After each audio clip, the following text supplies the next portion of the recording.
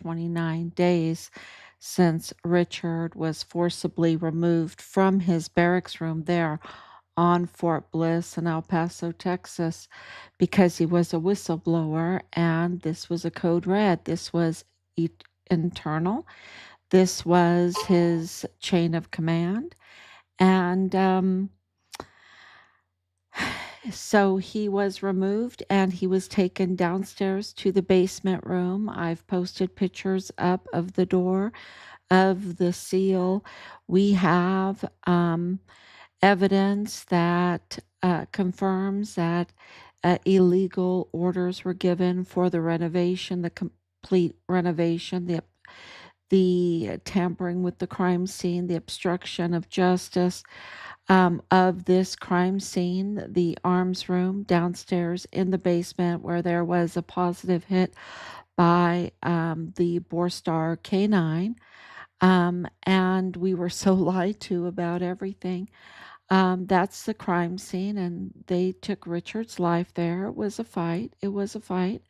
He's a fighter, black belt in karate, distinguished honor graduate for his basic training class. That's right. He was number one in basic training, and wrote a letter to his grandparents about it. Not about being number one, about basic training. And I, have posted that up too. I think it's very interesting and very important evidence to show the character, because Richard's character, I don't know how much money they paid El Paso Matters and all the carriers, the media carriers of Richard's story, to pass on a false narrative, right? But this is the El Paso cartel conglomerate. We're talking about the El Chapo cartel. We're talking about CJNG cartel, where more and more information is coming in about their flesh peddling and their operations, especially with universities.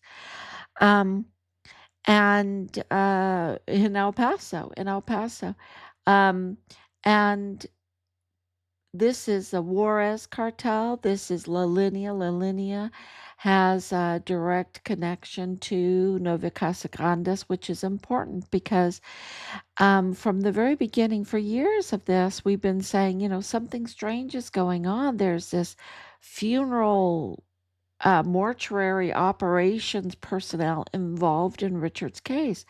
There's a Walmart mass shooting crossovers. This is totally intertwined with the Walmart mass shooting, that case, and then also that there's this Mormon faction. There's this Mormon faction common denominator where, most of the people involved are Mormon or part of this Mormon faction or connected to the Mormon faction.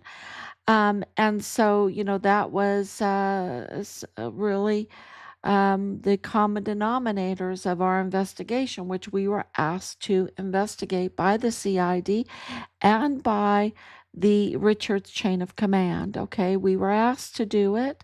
If they were going to help us, we had to do the investigation and bring them leads. Otherwise, they couldn't help us.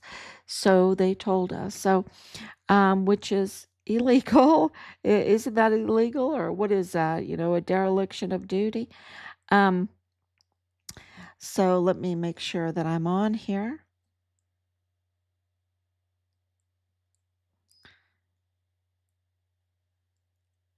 So I can announce everything else that we're doing. There we go. Okay, so yeah, uh, it we were asked to investigate, and this is a common denominator, and La Linea is a big part of that Mormon faction. Okay, and that is in direct alliance with the El Paso cartel, shadow state. I think that's a good expression because they're not American. They're not Mexican loyalists. Okay, they don't have loyalty to either country.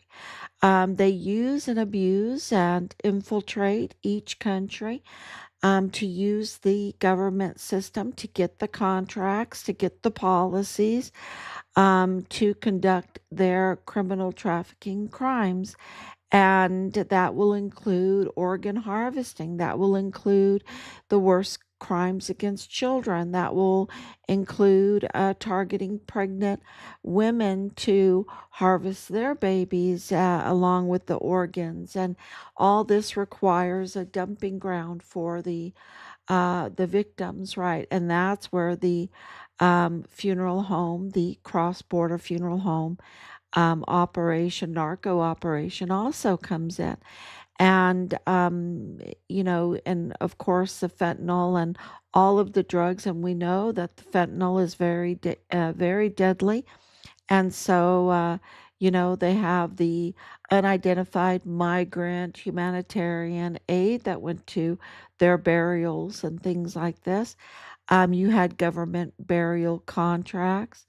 And of course, Rafael Arellano Curon, that is connected to the Purchase Funeral Home chain there in Juarez, that is cross border all over El Paso and in contract with the government. Okay, they're the ones that handled the Walmart mass shooting victims, but they are absolutely in contract with government also. And Raphael was in a contract because he has an asphalt business. He has Argos Oil and Gas. He has a security business. Security business is very important in Juarez because it's so dangerous, right? And you're not allowed, they don't have the Second Amendment. So you're not allowed to carry guns unless you have a security business, and then you can carry guns, right?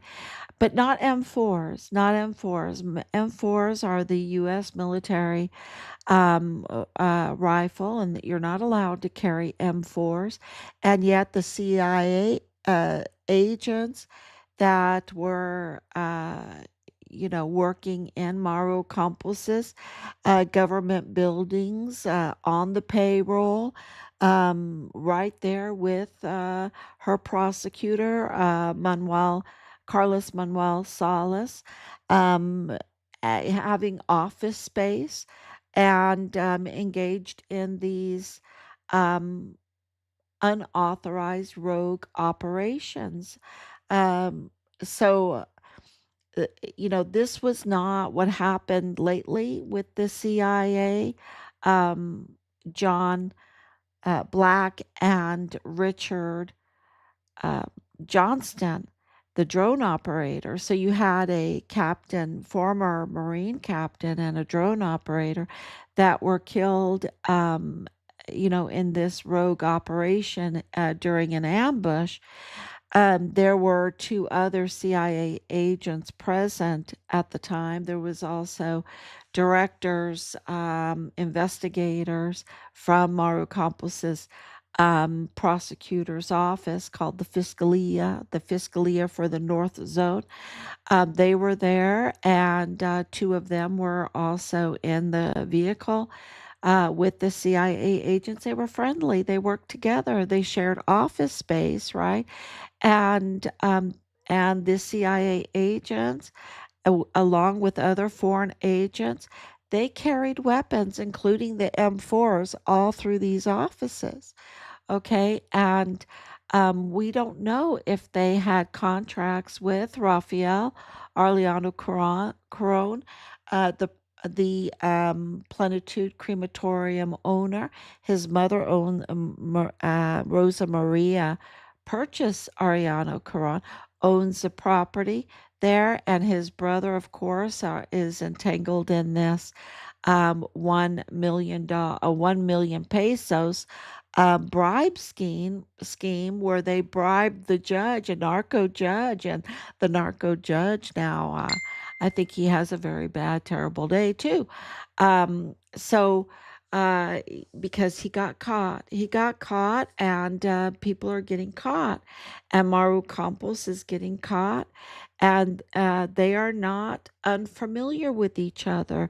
Rafael Ariano Curon and Maru Campos are not unfamiliar with each other. They operate in the same circles, the same El Paso cartel conglomerate, the same El Paso cartel shadow state. In alliance with the CJNG, with alliance with the El Chapo. Of course, Maru Campos is the El Chapo arm of the Sinaloa cartel. So that is also in alliance with the El Paso cartel, with the Juarez cartel, with La Linea, and others. Um, and they are with foreign agents. Not all of them are American foreign agents. Most of them, like the ATF, the DEA, the CBP, the FBI. The FBI, which is illegal for them to be working in a foreign country, but they were in a foreign country. And I know that because I was there. I was there and I talked to people, I talked to officials because of Nadal Baim saying that Richard's remains were in Juarez. And that was confirmed by the consulate office. That was confirmed by officials. Our report in Juarez was tampered with. There was all kinds of obstruction of justice and tampering with our son's case and anything that we were doing at the time.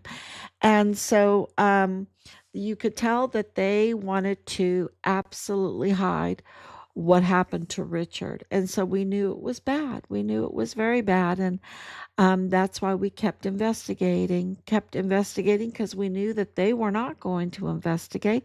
And they told us they weren't going to investigate. Matter of fact, they told us to investigate because I don't think they thought that we would, because it's hard work. It's very hard work to do this investigating, and you have to deal with a lot of very nasty, vile, vulgar people that call you a keyboard warrior and call you every name in the book and harass you and threaten you. And I mean, they just try to make your life, you know, uh, really, really difficult.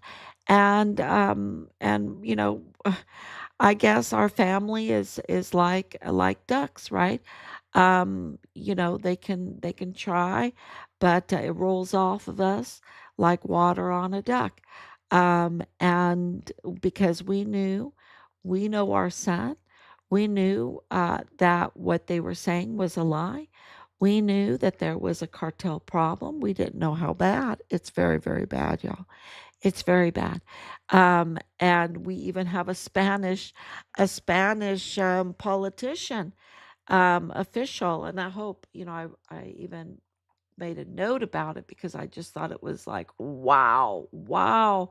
We've got from Spain, um, a politician calling out Maru Campos, calling her, saying that Chihuahua is a total narco state, okay, is a narco state. She doesn't realize that it is connected to El Paso, right? That it is absolutely cross the border, that this is a conglomerate, that this is a shadow state that is in El Paso and in Juarez, in Chihuahua, and they are absolutely loyal to none. They are not loyal to the United States. They're not loyal to Texas. They're not loyal to El Paso. They're not loyal to Juarez. They're not loyal to Chihuahua. They're not loyal to Mexico. They are absolute criminal traffickers and exploiters, and they are criminals. They are a terroristic organization. That's what they are. That is exactly who they are.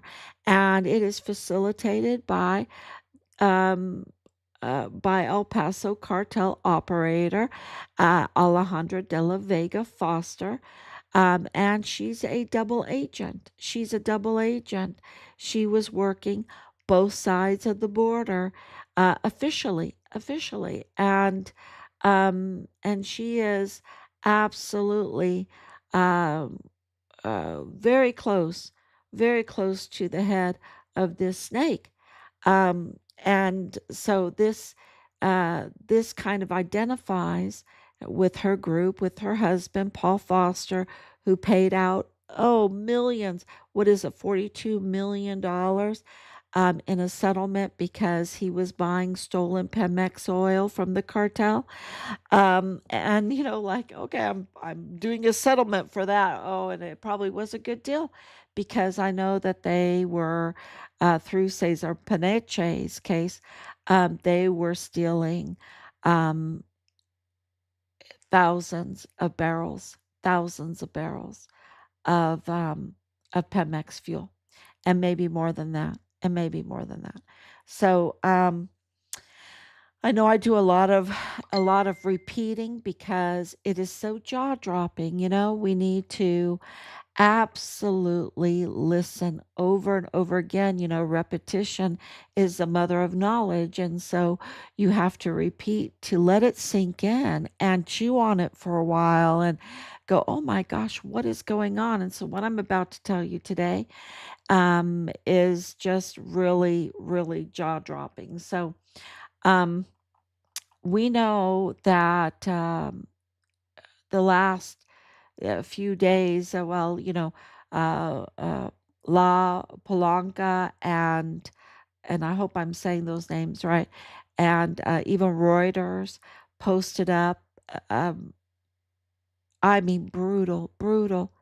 Her Maru Campos, she's the I call her the El Chapo fentanyl governor, narco governor. Well, fentanyl, but she's.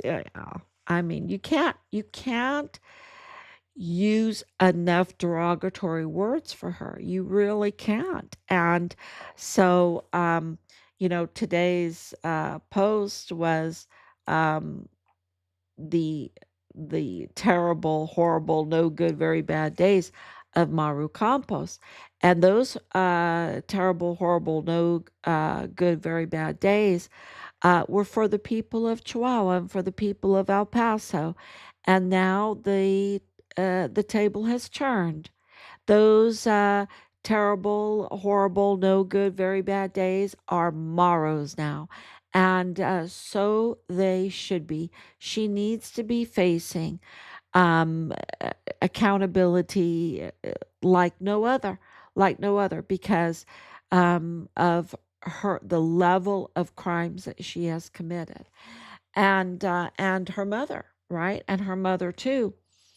And this started with the discovery of Plenitude Crematorium, over 400 bodies. I know the media doesn't repeat over 400 bodies, but because they're not really counting the skeleton bones, they just want to do the bodies.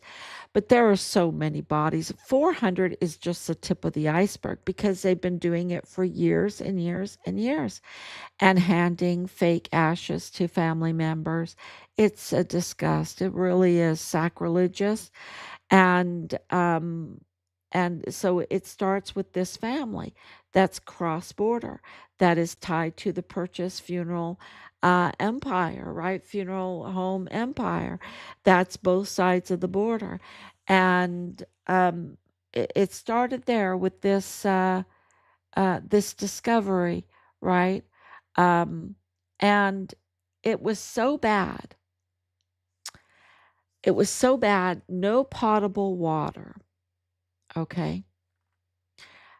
No air condition. No permits.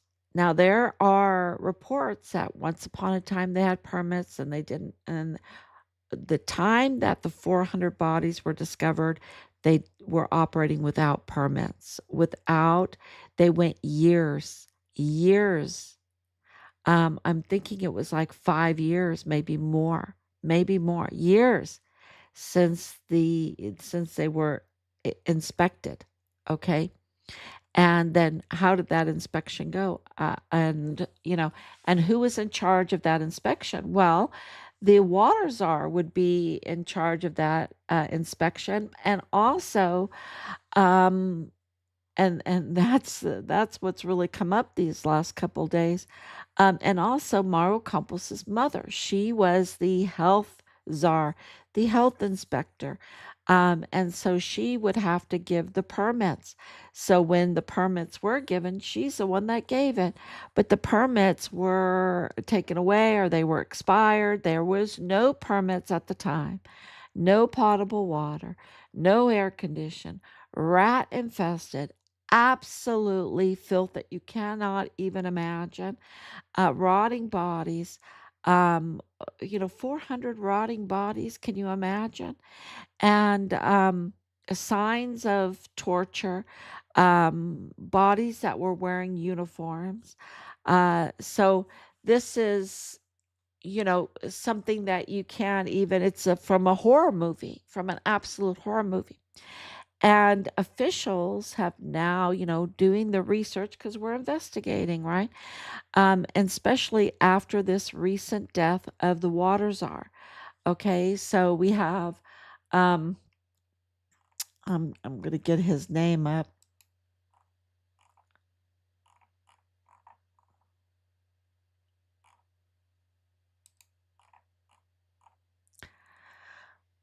The water czar, JMAS Director Marco uh, Lacone. Is it Lacone? He's the man in charge of Warris's entire water and sewer system. Okay. And he did more than just that. Okay. And he was killed just really recently in a car crash after he had met with Maru Campos. And he was in the vehicle with his daughter, who was pregnant at the time, and another young female who did survive. Okay, so it's going to be interesting what she says about it, right? But he did not survive, and his daughter did not survive, and so his pregnant daughter did not survive. It's horrible. It is just unspeakable, right? But he's the water czar, okay? And we can't change the fact that he absolutely had a duty to these funeral homes, these places that dealt with dead bodies and formaldehyde and blood and all of that, to see if the drainage systems were being protected. Okay, we're being protected because you can't have that kind of fluids going into the water system. Okay, you cannot have that. You need nice, clean water. And, for AI, you need very clean water. Clean water, you know, water holds memory. And if the water's dirty, it's not good. It's not good for memory.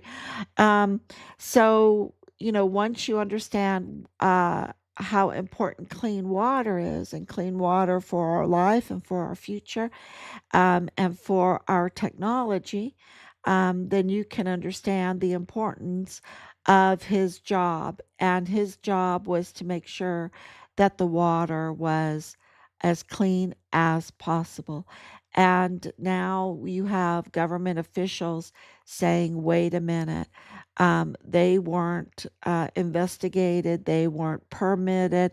There is huge, huge um, uh, suspicions that they were dumping the formaldehyde, the blood, the body fluids, um, down down the drain.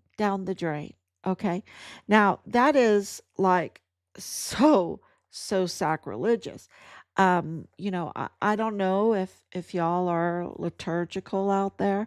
I'm liturgical, and I did have done altar guild for years. altar guild for years.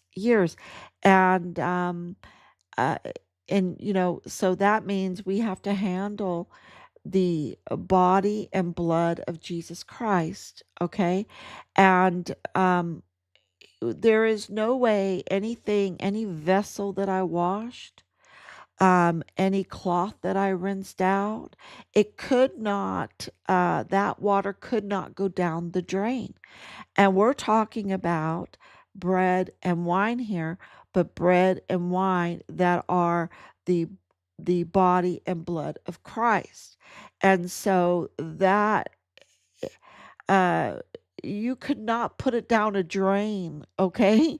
That nothing that to touch that could go down a drain. So uh, people that deal with um blood and body fluids and formaldehyde and they all know. And I was also in chemistry. You're very careful. You have special drains where you put these kind of fluids in. And as altar guild, because we in the Anglican faith, we really revere Christ, right? We revere because he's God, right? He's God. Um, and so that those anything that is that fluid, washing from the vessels, washing the cloths, you know, that needed to be poured down a special drain that went right into the ground, or my basin had to be taken outside and then I poured it into the soil. That's how we handled that. Now, when you're a funeral home, uh, there has to be a special drain. And the water czar, the JMAS director Marco, the waterman, had to come and make sure that what was being put down the drain was not the bodies of the dead. Okay? That it did not belong to the bodies of the dead. And of course, because Plenitude Crematorium is connected to La Diabla, who was using young girls with kitchen knives. I kid you not. You have to read the report. You will be like, oh, please, Lord, help us. But they were training 16, 17-year-old girls to do C-sections on these targeted pregnant women. And sometimes the baby would not survive. Okay. And then, of course, they did the organ harvesting. And where was these fluids going? Where was you know, um, and the point is that the allegations have been that they didn't care. They had no reverence. They were giving fake ashes to families. They let bodies pile up and deform. They weren't, they were just, you should see the pictures. It's just the most horrific, sacrilegious scene you've ever seen. Rat infested, filth, mold, mildew, no air condition, y'all. No air condition. The smell just would knock you over. Um, and so they didn't care. They didn't care where that body fluid went, where the formaldehyde went. And this water czar was responsible for investigating that. So not only do you have Maru Campos's mother responsible for investigations. You have the water czar for Juarez responsible for that. And this is important because he had just met with Maru Campos, and now he is no longer alive because of a car accident. And things are really heating up, right? Things are really heating up.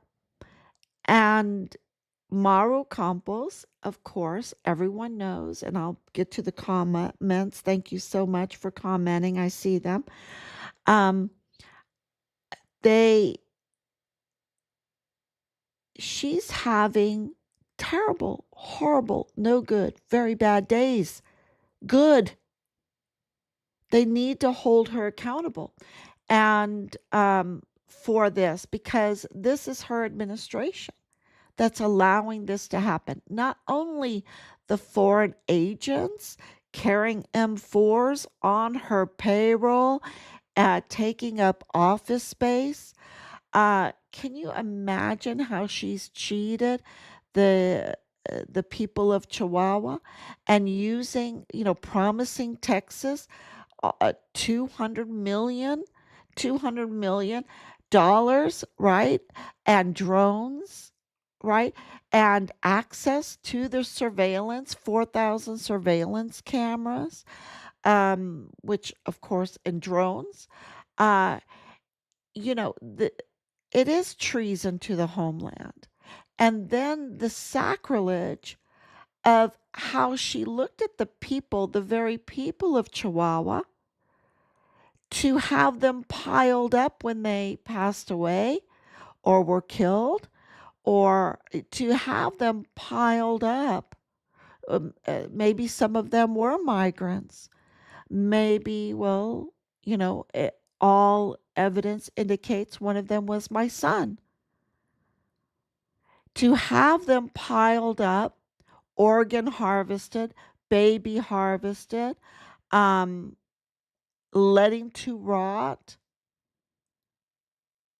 because of whatever flesh peddling they were doing between all the different funeral homes, um, for humanitarian aid, and whatever their diabolical operation was. It was a terroristic operation, and it was against uh, the people of Chihuahua. I, you know, and now we have um, another place. I don't believe it's in Chihuahua, but another place. Over 100 bodies were found. We have one in the United States that's connected to the very people of the Plenitude Crematorium, the same group that was in Colorado, y'all. Over 100 bodies. This same um, sacrilege. I don't know how else to say it, because it really is an offense against the people, and it's most of all an offense against God, because humans are made in God's image. And if there's no reverence for life, then we're just living in a hell. We're just living in a hell. And that's Maru Campos. She wants everyone to live in a hell, and then she wants to spend millions of dollars on a mansion for her, and then say, "Oh, everybody like me, like me. I'm Maru Campos, like me. Oh, whatever. I can get away. I have immunity." It doesn't work that way. It doesn't work that way. Um, she thinks she has a shadow state, but God has the whole creation, you see.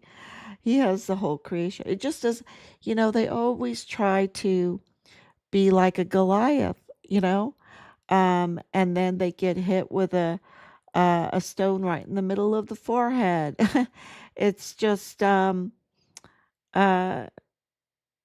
yeah, she's having a very bad, terrible, no good day. And so let because there's so much, because you have the mayor of Juarez coming out saying it, kind of in a vile way, in a vulgar way, because how do you express this? That's why I use the word sacrilege, because, you know, I don't want to start cussing, because this makes you want to cuss. This makes you want to say the worst cuss words ever about Maru Campos. It's so, well, what Richard described it to me, he said, "Mom, it's so bad. It's so bad. It's very bad." you know? So I'm going to leave it to the mayor to express this in a way that I totally understand. I mean, I don't really want to cuss, but I can understand why he wants to cuss. It's so bad. So, yeah. And then you have uh, the media coming out saying that the video that they put out where, oh, it's government officials that are hurting the journalists, that was all fake news, that there's fake news. Yeah, we know there's fake news. And Maru Campos pays millions, hundreds of millions for fake news to cover up her her crimes against God, against the people, and against God. And his millions. I mean, he's a Juarez cartel. He's in with the El Paso cartel, Shadow State. All right, he holds hands with Robert Moore. La da da da da. Let's go do fake news together. La da da da da. You know, um, yeah. Anyway, okay. Oh, I see some Spanish here. So, thank you, Laura, for coming on. Thank you for your love and all your prayers. And Anicia, thank you so much for your love and your prayers. I see you all the time, and I just am very grateful. Um, Maru Campo narco governor. Campo was locked in 2017. Maru's governing started in 2021. Maru works for La Linea. Um, oh, yeah, because that's why it's important to understand that the um, traitors, the rogue CIA agents, that their names were John Black and Richard Johnston. It's very important to know where they come from, why were they there, why were they willing as CIA agents, where we give them everything. Look, you got a CIA agent that had $40 million worth of gold bars in his house, and 35 Rolex watches and $2 million cash. We give them everything. Why are these two CIA agents willing to betray the United States and go in on rogue operations for a paycheck in Juarez, Mexico, in Chihuahua, Mexico? I think you can find answers through La Linea. I think you can. Okay. President Scheinbaum works for CDS. Cabrera. You know, uh, this he said, she said, the Republicans, the Democrats, Moreno, Pan, Pre. Look, um, these are new times. These are new times. Everyone knows that the governments are absolutely corrupt. And I don't care which side you're on. that it's all about the election to control, to get immunity, to whatever, right? Everyone knows that that's paying attention. You know, so what Scheinbaum is doing is absolutely right now. She's talking sovereignty for Mexico. She's saying that a resignation is not enough. It's not going to stop with the resignation. So, Maru Campos is saying, and I don't, of course she's pan party with the pre whatever. Um, and of course Alejandro de la Vega, her father was pre forever, right? His whole career.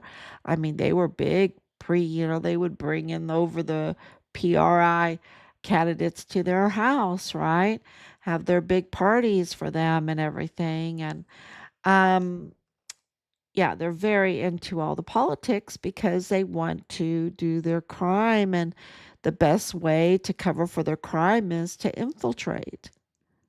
Get Sylvia Brundeferth in there to cover up. Get Sam Madrano for a judge. Get the El Paso magistrate court where all the judges are illegal. They're illegal, so, they don't wanna lose their job, so it's like, "I'll do whatever you do as long as you don't tell people that we're illegal." Because and the Texas Constitution says since 2015, that court needs to be elected. Elected. Not one of them that I know of is elected. So they're all illegal. They're all botched. And anyone that has a case through their court can absolutely call them out on that. And they'll probably win a case. I mean, there's so much corruption, you have to work hard, but that's some good information there for people that are being targeted. So, what do you think of Rocha Moya? Uh, Rocha Moya is Sinaloa, okay? Um, and the United States has indicted him. And, he stepped down. I don't see Maru Campos stepping down. And our son's body is right there in Chihuahua. Our son's body and his case and our being over there. That's where it was tampered with in Chihuahua. So that's where our focus is, because we want our son's remains. And right now, Scheinbaum is absolutely doing the right thing. And Maru Campos is having a terrible, no good, very bad day. Horrible. And rightfully so. So just because of Rocha Moya, that does not cover up what Maru has done. My goodness, look at what you go to Chihuahua, drink the water. You might get a little formaldehyde on Monday, little blood on Tuesday, a little bit of other little body fluids that they drain out to make these dolls on a Thursday. I mean, my goodness, go right there. If you want to have Raphael Ariano Corone protecting you, doing your potholes, being part of the government contracts and everything while he's giving families, um, you know, pulverized construction material as ashes. If that's what you want, then vote for Amaru. But that's not what I want. I want her to face the full force of Mexican law. Full force.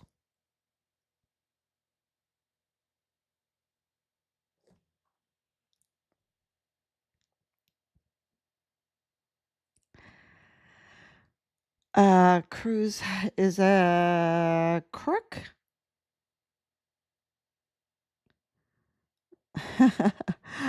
You're on a roll, Chihuahua front woman.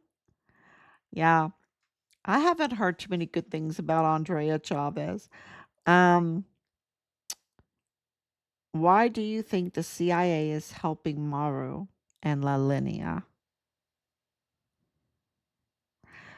Well, because the CIA are a big part of them, have ties to the Mormon faction. We know that. And the FBI also, Connell went and they are not loyal to the country. They're dual citizens. They're loyal to their group, their cartel. That's who, they're really, as long as they're um can do their trafficking, right? Or exploiting or whatever they're doing, getting their cut. Because, y'all, there's so much property fraud. There's so much property fraud, and there's so much bankruptcy fraud. There's so much fraud I can't even tell you. And I don't mention it very often because that's being dealt with, right? That's being dealt with. But oh yeah, there's so the bond fraud.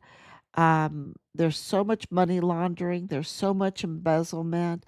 What they have done to our countries and to the people is just, it's very evil. It is very, very evil. It's about the synthetic drugs that are destroying both countries. Yes. And I think the cartel now, for the longest, I think this is where El Mayo, and I know El Mayo is a cartel godfather of the Sinaloa and everything, but I didn't think he wanted to go in. My sources tell me that he did not want to go in on the fentanyl and the meth. He did not want to do that. He wanted to stay with the cocaine, and he did not want to make an alliance with the El Paso cartel conglomerate, shadow state. And that's why he was kidnapped and flown by the El Paso cartel shadow state's plane. Okay. And over to El Paso, and then arrested by Connell Wetton's group, right? Connell Wetton standing on the tarmac, his group, from the FBI field office there. That is totally corrupted. I can tell you that right now. Jared Brown is the special agent in charge, but it's always been Connell Wetton, has been there for years and years. We're on the fourth. I think this is like the fourth, maybe maybe it's the third special agent in charge since we started this. And but Connell Wetton's always been there. He's been there for a very long time, and he's the assistant special agent in charge, and I think he really is a special agent in charge. Okay, and he has very, very, very close ties to La Linea and to the Nove Casagrandes area, the Mormon faction, and into Arizona, and wealthy, very wealthy connections. People that want to start their own bank. They try to start their own bank. So yeah, this is why I think there's and then, there's a German element to all of this too, because of White Sands Missile Range, because of the drones, the drone technology, the money that's in the drones. And I talked about that a little bit, because the drones come from White Sands Missile Range and Redstone Arsenal, after World War II, and all the German scientists that came in. There's a huge German influence almost 70 years of German influence in that area of El Paso into Juarez. And that's where you see where El Paso, the Walmart mass shooting, was very important to see who was targeted, because they were saying, oh, they were trying to direct everyone's attention to say this was target. Mexicans were targeted. But when you really look at the case, that's not the case. Of course, Mexicans were targeted, but the one of the main people targeted was a German. Okay, that was Alexandra Gerhard Hofmann wrote, and then you had Maria Eugenia Lavarette wrote. Um, it's of course they had melded into the El Paso Juarez community, but we heard that Alexandra, we know for a fact that he was always a German citizen. He never accepted a Mexican citizenship or an American citizenship. He was German. And we heard that right before the Walmart mass shooting, he was on his way to the airport to go back to Germany. So he was targeted, and when I mean targeted, it was a professional execution. Okay, both him and I believe the Anchondo couple and the uh, Rosa Maria, no, Maria Eugenia Lavarette wrote, those, they really were targeted, I believe. And of course, we know that the crime scene was staged. We know that it was orchestrated. We know that the narrative was fake and false and fabricated. And it was fabricated to target President Trump, to mess with the election at the time. So, because Beto O'Rourke was the lead fabricator because he was challenging President Trump in the election. He wanted to be president and it didn't work for him. Okay, it didn't work for him, but he's ruthless, and he, of course, was employing La Diabla's family. He was living. His family home is right next to Raphael Arliano Caron's house, right next to it. Right next to it, you could wave out of the way. Right next to it. Yeah. So uh, he has major connections with Zorro Ranch. His family ranch is was right above Zorro Ranch, bought at the same time, practically at the same time, with that Chicago connection, right? With the Chicago connection, because William Sanders, his father-in-law, is from Chicago, and we know that Santa Fe, that was a hot spot for the Obamas and for Oprah. We know Oprah was promoting the criminal down in Brazil that did the worst type of crimes against women and children too. So all of this can be, they were around since the 60s. Yeah. Um I think since the 50s. They were there for, okay, they ended at 2022, and they were there for 66 years, just about 66 years. I don't know if that's a weird number, but um, yeah, and I know that because I was born at White Sands Missile Range. I was born there because my dad was stationed there. He was a Nike and Hercules missile repairman. My mother's German. She gave up her German citizenship there and became a citizen in El Paso, Texas.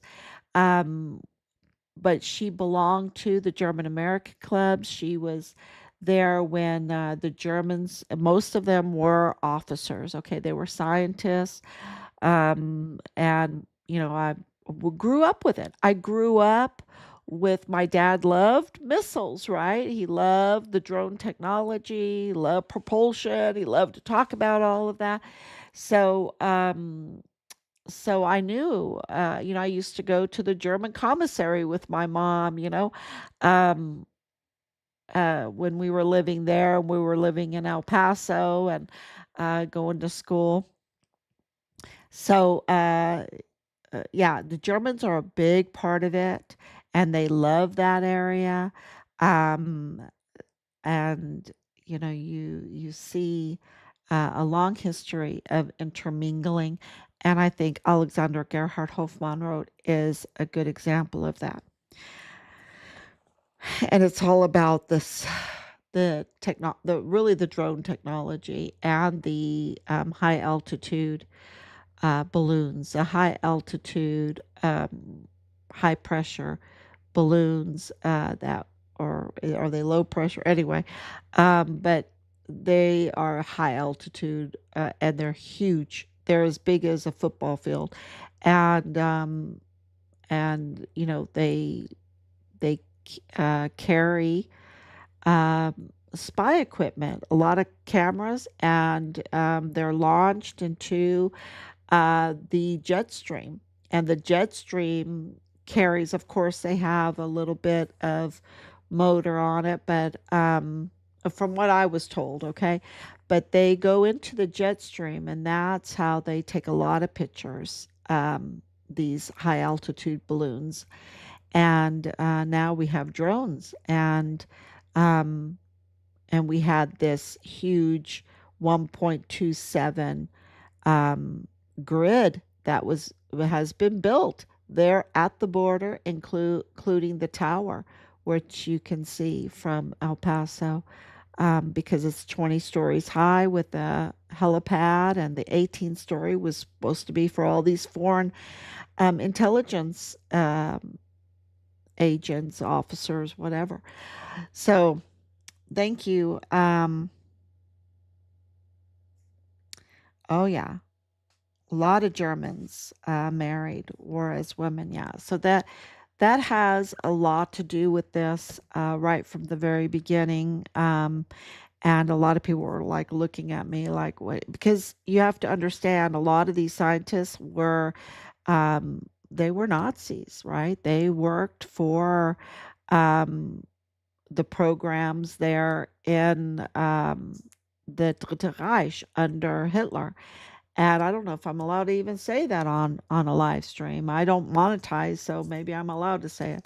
But and I know from my grandfather, who came over to the United States when he was 19 from Germany. He was a plumber, and he said, he had to leave Germany because he they would not give him a job unless he joined the party. See, it was like a cartel, right? It was like a cartel, and they bully you and everything. And my grandfather, at 19, got on a ship and went to New York, to Ellis Island, and came through there, went to Nebraska. From Nebraska, he went to Oregon, and he didn't even work as a plumber. He worked in a furniture factory. So, in Nebraska, the Germans were being hired in Nebraska for beet farming. So that was a really back-breaking job, the beet farming in Nebraska. And so the Germans went up to Oregon for the furniture factories. And yeah, and he liked that. That's what he did. Um, until he retired, and then he was a janitor for the Lutheran school there in Portland, Oregon. So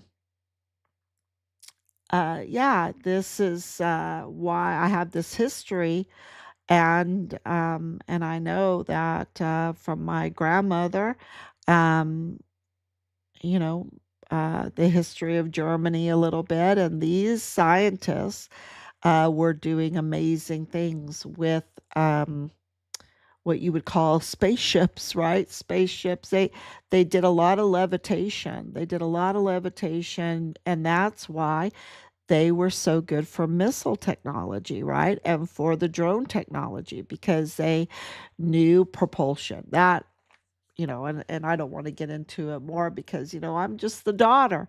I didn't study that. I'm just the daughter that sat around the table or was in the living room with my family and listened to it. So, um,